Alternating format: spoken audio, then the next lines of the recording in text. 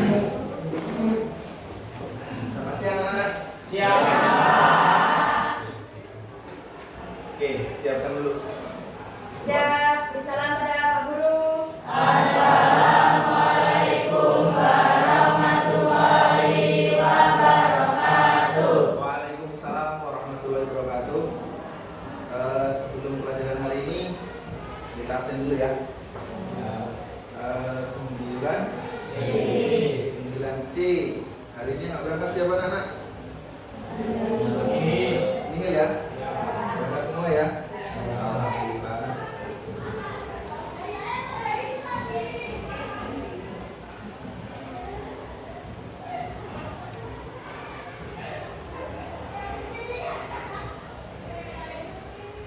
Oke, baik. Sesuai dengan pertemuan sebelumnya, untuk pertemuan kali ini kita akan membahas materi tentang bab 2 ya. Bab 2 tentang berpikir komputasional. Bawa buku semua ya. Nah, silakan dibuka bukunya. Kita lihat di buku di materi di bab 2.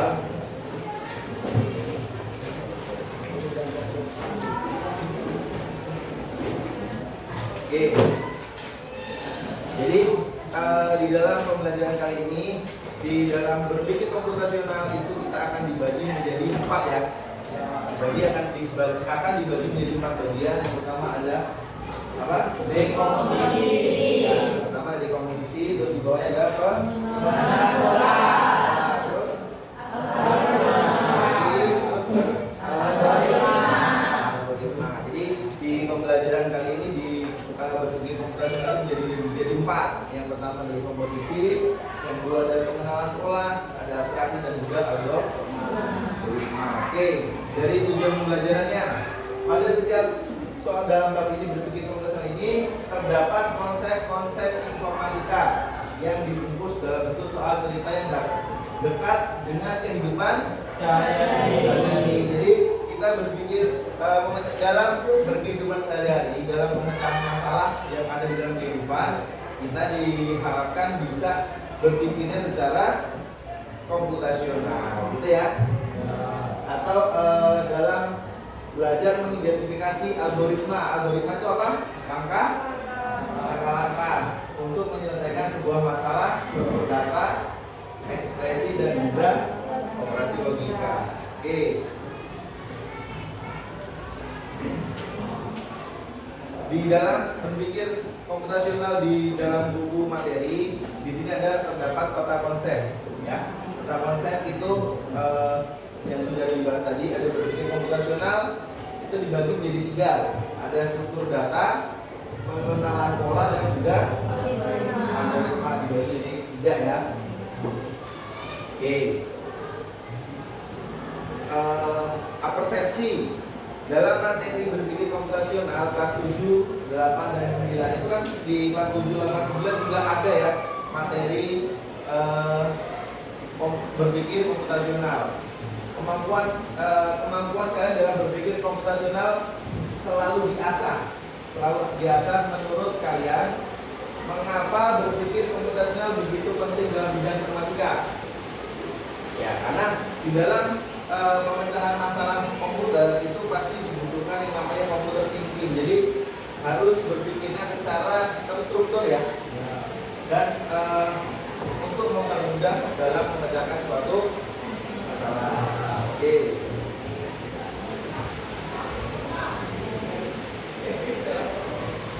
Sebelumnya berpikir komputasional itu apa sih? Ayo, pengertian berpikir komputasional. Ada yang coba angkat tangan, baca di depan. Coba, 1, angkat tangan, baca di depan. Tinggal baca aja, angkat tangan. Baca. Nah, baca. Di situ aja dibaca. Dengar suaranya. Dengar suaranya keras. Berpikir komputasional adalah proses bagaimana menentukan masalah yang ada di sekitar kita, memahaminya, kemudian mengembangkan solusi yang inovatif dengan bantuan perangkat teknologi komputer. Berpikir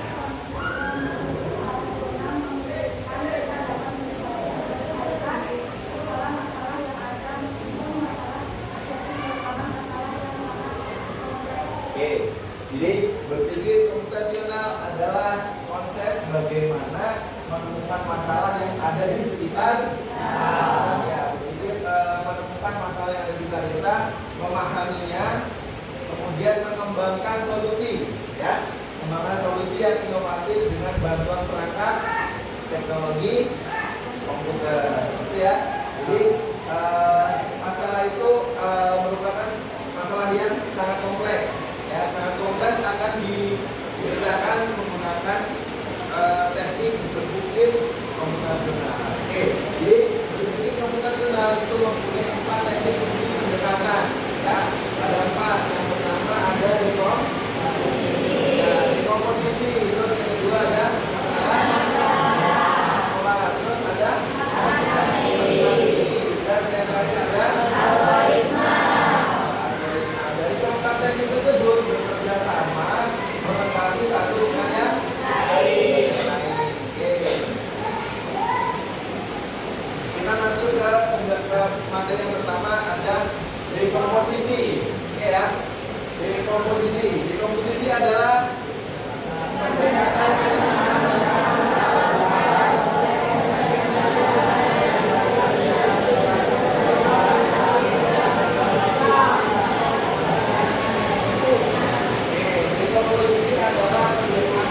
memecah masalah besar, ya.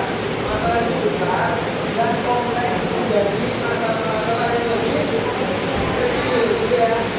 Jadi masalah itu terlalu besar, jika kita menggunakan dekomposisi, dan masalahnya akan menjadi dan sederhana, ya. Masalah itu akan sederhana dan mudah dikelola dan kalau dibutuhkan dipahami serta mencari solusi yang terbaik, gitu ya.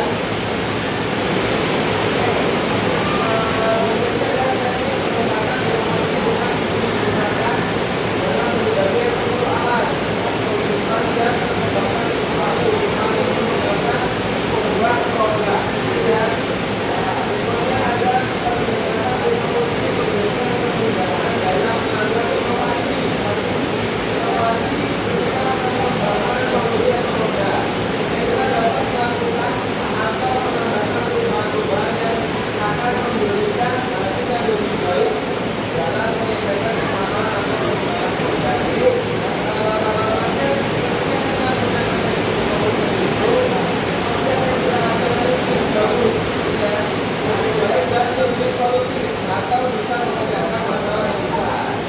Jadi masalah yang besar tadi bisa diselesaikan dengan pekerjaan yang kita buat.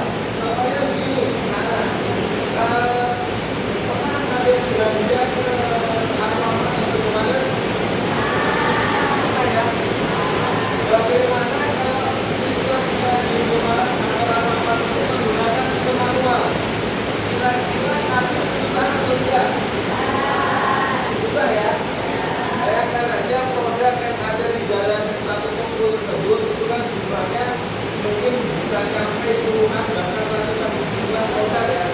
Apakah hasil itu akan selalu ingat harganya? Ya, ya. Nah, itu adalah suatu masalah bagi toko tersebut dalam jual satu produk. Jadi kan kita berpikir secara komputasional memiliki toko ini mempermudah masalah tersebut, ini memudahkan masalah tersebut. Akhirnya toko membuat aplikasi hasil, ya kan? Jadi ketika ada orang belanja, hasilnya tinggal men-scan atau membangun kode yang ada di dalam produk-produknya. Nah, itu akan otomatis muncul nama produknya, harganya dan lain-lain, gitu ya. Nah, itu contoh salah satu contoh kecil dalam melakukan pemecahan masalah. Oke, berikutnya. Nah, ini contoh yang lain. Contoh yang lain itu misalnya di nomor itu begini.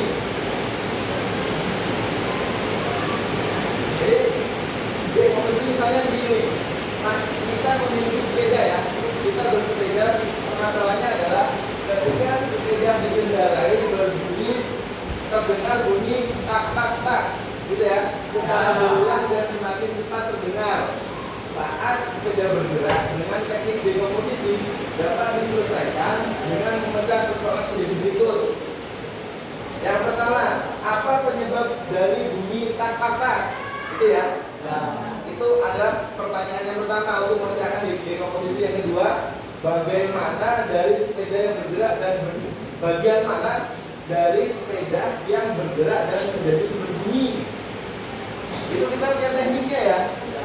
Yang ketiga, bagaimana cara memeriksa dan menentukan sumber bunyi. Dan keempat, bagaimana cara melakukan perbaikan. Terus yang terakhir, bagaimana cara memeriksa bahwa perbaikan sudah dilakukan dengan benar. Itu ya. Jadi dari permasalahan ketika kita mengairi sepeda bunyi tak gitu ya. Itu kita ada pertanyaan kan dalam pikiran kita, dalam benak pikiran kita ada pertanyaan. Apa sih bunyi apa sih gitu ya nggak? Ya. Kalau dalam bahasa kita ini bunyi apa sih sepeda gitu kan? Terus yang kedua itu adalah dari mana sih sumber bunyinya gitu? Apakah dari sepeda kita? Apa dari sepeda teman kita gitu kan? Terus berikutnya bagaimana cara memeriksa menentukan sumber bunyi?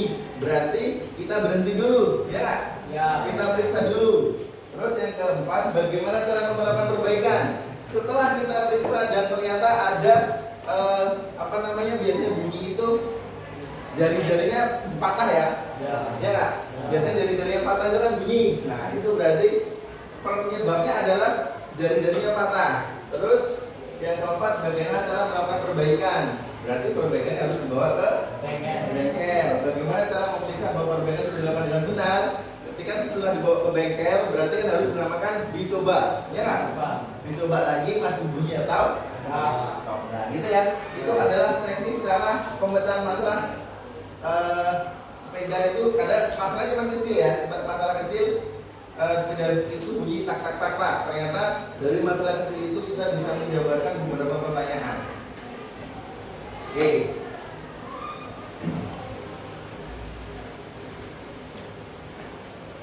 Selanjutnya kita masuk, tadi kan sudah dikomposisi. Berikutnya ada yang namanya pengenalan pola. Perhatikan.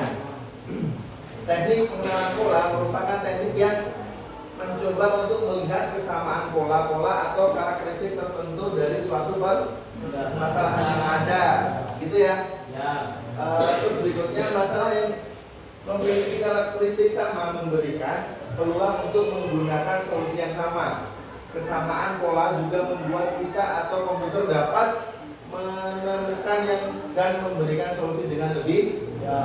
Dan contoh, terdapat beberapa bola seperti pada gambar di bawah. Lihat gambar ya. Itu kan ada contoh tuh, ada beberapa bola ya. Ada bola apa aja tuh? Basket, bola kaki, bola voli, bola tenis, bola apa lagi? Biliar. Terus yang ini apa ini? Baseball ya? Gitu ya. Di dalam ini kan ada berbagai jenis bola. Pola apa yang kamu lihat? Apa yang bisa dilihat? Polanya yang pertama, ya, yang pertama terdapat perbedaan ukuran. Terus warnanya berbeda ya? Warnanya berbeda. Terus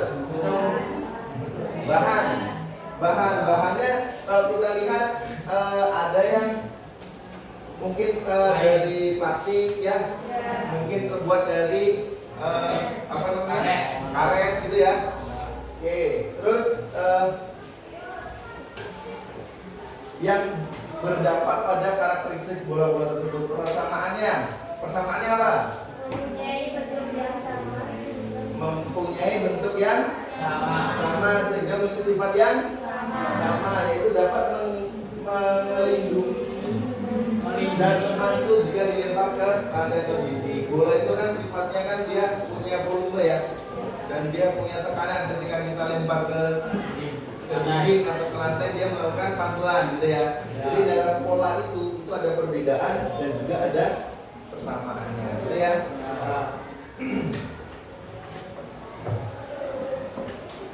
Berikutnya, pola yang berikutnya. Pola tidak dibatasi dalam bentuk visual saja. Pola dapat muncul dalam berbagai wujud. Di alam kita dapat melihat berbagai hal yang jika diperhatikan dalam skala besar akan membentuk pola sendiri. pemahaman akan pola tersebut dapat membantu manusia untuk memperkirakan cuaca, musim, dan bentuk dan bencana sehingga manusia dapat mengambil tindakan yang menguntungkan. Kemampuan mengenali pola seperti angka, kejadian, perilaku, dan pola-pola lainnya merupakan sesuatu yang penting. Kemampuan mengenali pola tersebut akan membantu kita untuk mengidentifikasi masalah, menganalisis, dan mencari solusinya. Gitu ya. Jadi kita dalam berkehidupan sehari-hari kita bisa mengenali suatu pola. Perhatikan di di kelas kalian. Kalau dalam pemasangan keramik ini tanpa pola, kira-kira bagus apa jelek? Gitu ya. Coba perhatikan keramik di kelas kalian. Itu tersusun secara rapi ya. Dan polanya tersusun menyudut dan dia rapat, tidak ada celah-celah antar batas keramiknya, gitu ya. Nah, di samping itu ada contoh waktu tanam padi tergantung pada cuaca dan iklim di daerah tersebut. Hal ini termasuk pola. Jadi kayak di persawahan ya, musim. Kita melihatnya di musimnya. Jadi ketika dia sudah musim banyak hujan, air sudah banyak, itu tentunya waktunya melakukan penanaman padi, gitu ya. Itu termasuk suatu pola dalam kehidupan kita sehari-hari. Pola yang digunakan oleh petani ketika memasuki cuaca yang seperti apa, terus memasuki bulan apa, itu petani sudah mempunyai polanya tersendiri untuk melakukan waktunya tanam atau waktunya panen, gitu ya. Oke.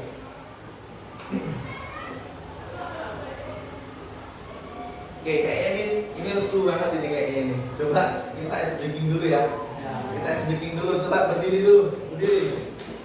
Berdiri. Oke, silakan berdiri. Oke, dulunya begini ya, speakingnya ya. Kalau saya bilang botak, yang dipegang apa? Alat. Kalau saya bilang batik, yang dipegang baju. Kalau saya bilang batuk, tangannya gimana? Batuk, gitu ya? Paham nggak? Paham nggak? Oke, sekali coba ya. Batuk,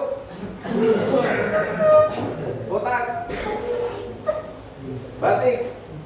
Oke, fokus ya. Oke, harus fokus ya.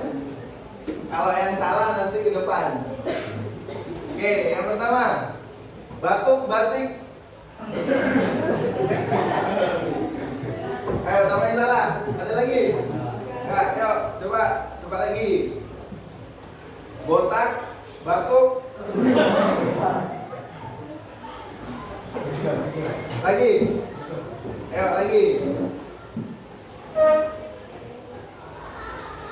Batik, batuk, batik, batuk, botak. Nah, tepuk tangan buat kalian.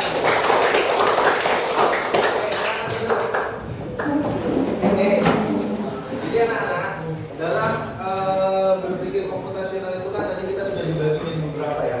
Sudah dibagi menjadi beberapa. Tadi ada dekomposisi, terus ada pengenalan pola dan lain-lain dalam memecahkan suatu masalah. Tadi sudah Bapak saya contohkan terkait dengan pemecahan masalah sepeda kita berbunyi tak tak tak tak gitu ya. Tadi ada beberapa yang harus diperiksa. Nah, sekarang kita buat kelompok ya. Satu kelas ini kita buat kelompoknya 4 aja. Jadi kelompok 1, kelompok 2, kelompok 3 dan kelompok 4. Silahkan nanti diskusikan, buatkan contoh permasalahan dan dipecahkan masalah menggunakan berpikir komputasional, gitu ya. Nah, silakan saya bagi lembar kerjanya. Nanti hasil dari pekerjaan kalian nanti akan kita presentasikan, gitu ya. Silakan dibuat permasalahannya apa, komposisinya apa, dan solusinya bagaimana, gitu ya. Apa? Ya, ditulis aja di situ. Tulis di lembar kerjanya. Kasih waktu berapa ya? 5 menit? Atau 10 menit?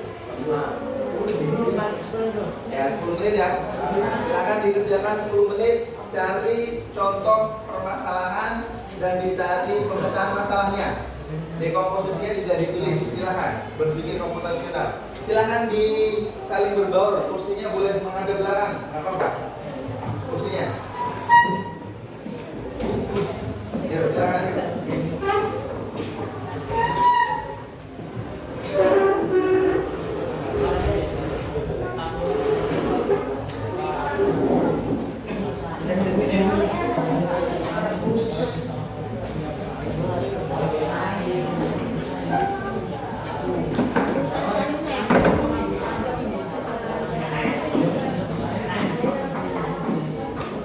Siapa panci? Mancing.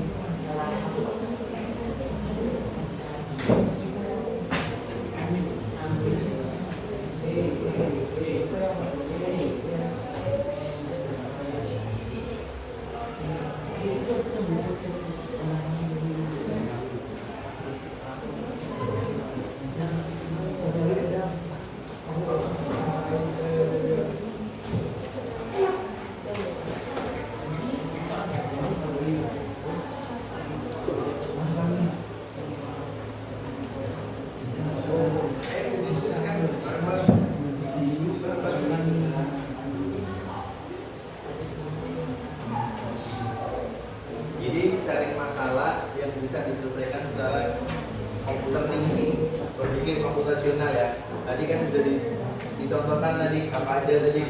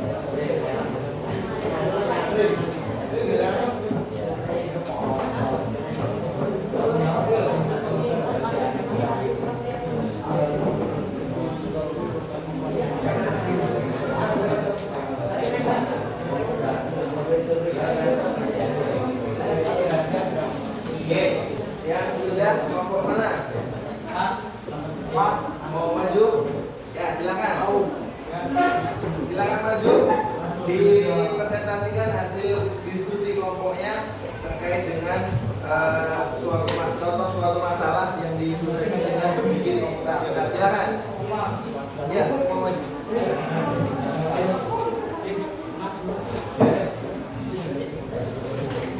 Ya, berarti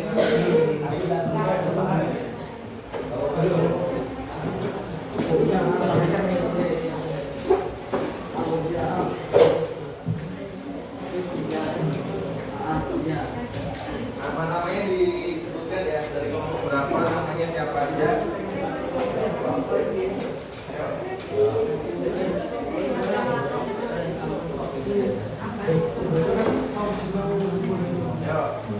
Saya Putra, Assalamualaikum warahmatullahi wabarakatuh.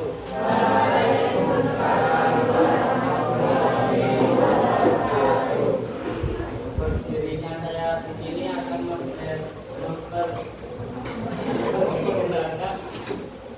hasil kerja kelompok kami. Perkenalkan, nama saya Arin Tiap. Nama saya Muhammad Guru. Nama saya Radit. Selamat masyarakat. Nama saya Master. Nama saya Abu. Nama saya Tahu. Nama saya Beli. Ya, silakan. Cara membuat mie instan. Langkah-langkah. Satu, menyiapkan panci. Dua, memasukkan air ke dalam panci dan lalu menyalakan boxnya.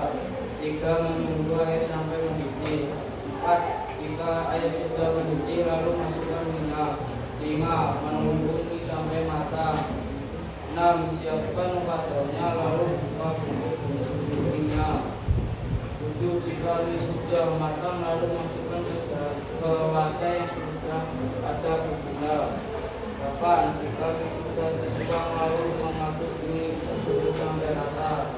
9. Dan mie siap disajikan. Alat-alat: panci, kompor gas, spatula, atau piring.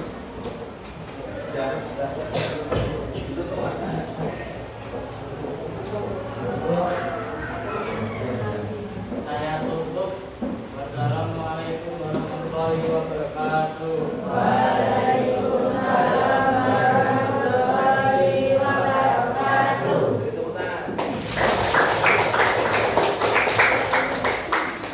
Oke, jadi dari kelompok satu tadi itu membuat suatu kasus ya, diskusi suatu kasus dalam membuat instan ya. Pada tadi belum seharusnya dalam studi kasus tadi, perhatikan dulu. Dalam studi kasus tadi harusnya yang disebutkan dulu itu adalah komposisinya ya. Jadi komposisi yang perlu disiapkan itu apa? Yang pertama pasti ada mie instannya dulu. Yang kedua ada alat-alatnya yang dibutuhkan apa? Ada kompor gasnya, terus ada juga panci, ya kan? Nah, baru setelah itu disebutkan cara pemecahan masalahnya. Cara memecahkan masalah nggak mungkin mie instan itu cuma dimasukin ke panci langsung jadi, ya kan? Ya kan? Dia harus ada proses memanaskan dulu air di dalam panci. Setelah itu, setelah mendidih baru mie instannya itu dimasukkan ke panci dan lain seterusnya, gitu ya. Itu dalam pemecahan suatu masalah. Oke, kelompok yang lain. Ayo satu waktunya satu kelompok lagi. Yuk, ini silakan kelompok ini. Kelompok 3 ya. Kelompok 3 silakan maju.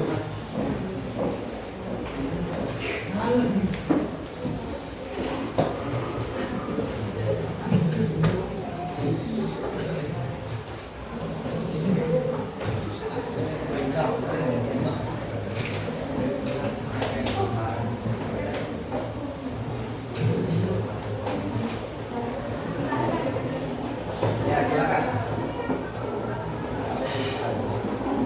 Assalamualaikum warahmatullahi wabarakatuh.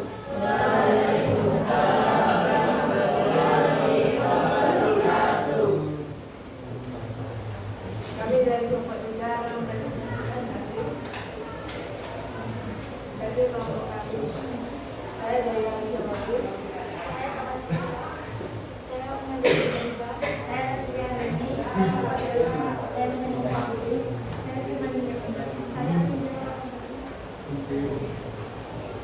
Ya, kasusnya apa?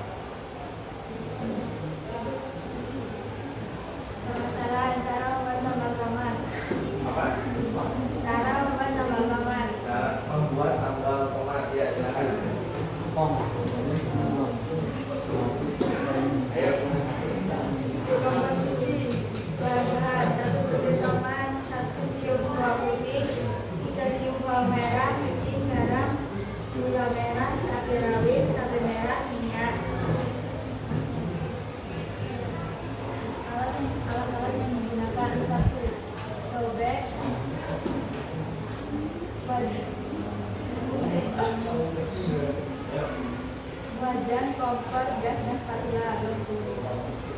Langkah-langkah membuat sambal tomat. 1. Cuci semua bahan utama yaitu tomat, cabai, dan bawang. 2. Lalu goreng semua bahan. Setelah semua tergoreng, taruh semua bahan ke toples. Tambahkan garam, micin, dan gula merah. Ulek semua bahan sambal sampai halus dan sambal siap disajikan. Ada kelompok lain yang mau menanggapi? Ya, cukup ya? Nah, gitu.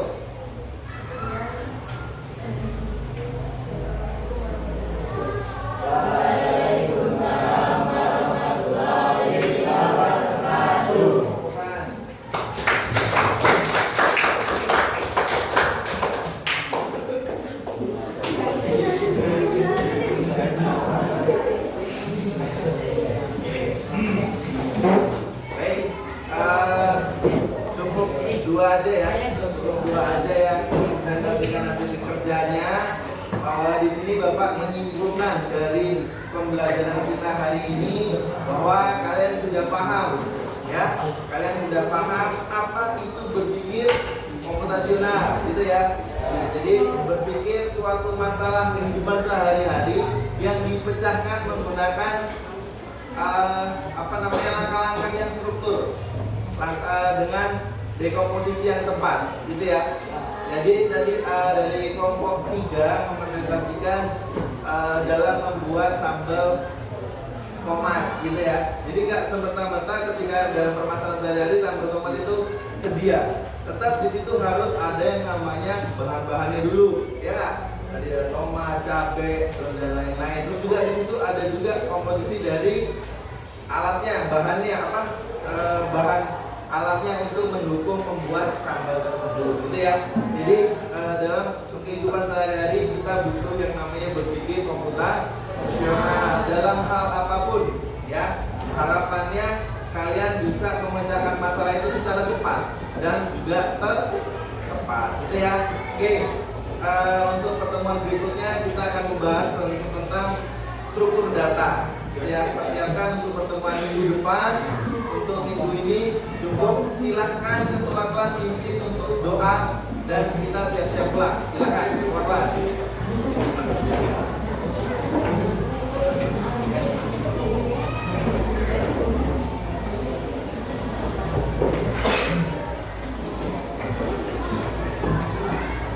Yuk, pimpin doa, kita pulang.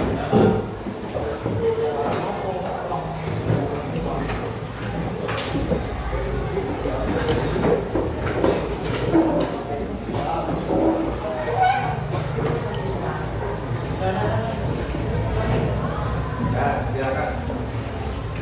Ya.